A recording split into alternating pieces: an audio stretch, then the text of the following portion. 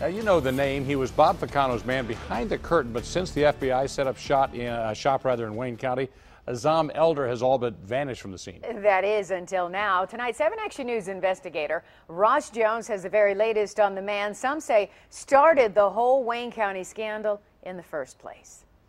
They say time heals all wounds, and that may be what former Deputy County Executive Azam Elder is banking on as he emerges from the shadows and back into public view.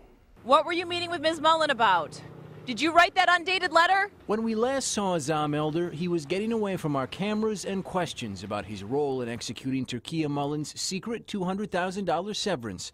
Riding shotgun was a soon-to-be felon, his friend Tahir Kazmi, who would later plead guilty to bribery. Elder was broomed out of the Guardian building shortly after dodging us, and his name quickly surfaced in FBI subpoenas, though he's never been charged. While he was Bob Ficano's number 2 man, Elder had his fingerprints on some of the county's biggest blunders, like the almost $400 million jail debacle, the failed Pinnacle racetrack, and those sweetheart pension deals that allowed top brass like him to collect huge pensions starting at any age. I think we're going to be all right. Thank you very much.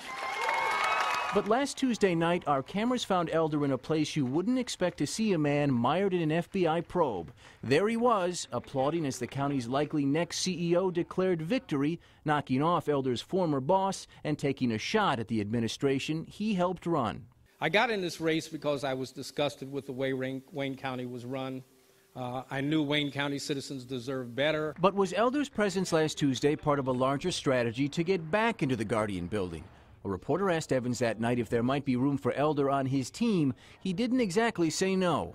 Would you consider him for your administration? I'm not considering anybody yet. We're not at that point yet. But if you're asking me if his skills and those things are sufficient to be a member, sure. Well, those comments went straight to the top of county headquarters, where sources confirm many in Bob Ficano's office are wondering if Elder could be on his way back up. Well, I was surprised. I did not know he was doing anything in support of Warren Evans. For years as a Wayne County commissioner, Bernard Parker was one of Elder's biggest critics, saying that he's responsible for the county's near brush with an emergency manager. I really think Warren Evans has enough other qualified people that he can pull, that he wouldn't have to go back and pull someone that has a tainted history. He made some major mistakes that we're still paying for now. Tonight, it would seem Evans agrees. A statement from his spokeswoman reads in part, if Warren is successful in November, he has absolutely no plans whatsoever to hire Mr. Elder.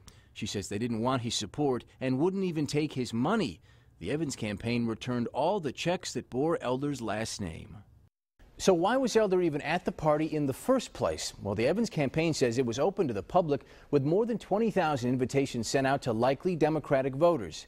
We tried repeatedly to reach Elder through family members, friends, and others, but were not successful. He is currently suing Ficano, Bernard Parker, and the county for wrongful discharge. I'm Ross Jones, 7 Action News.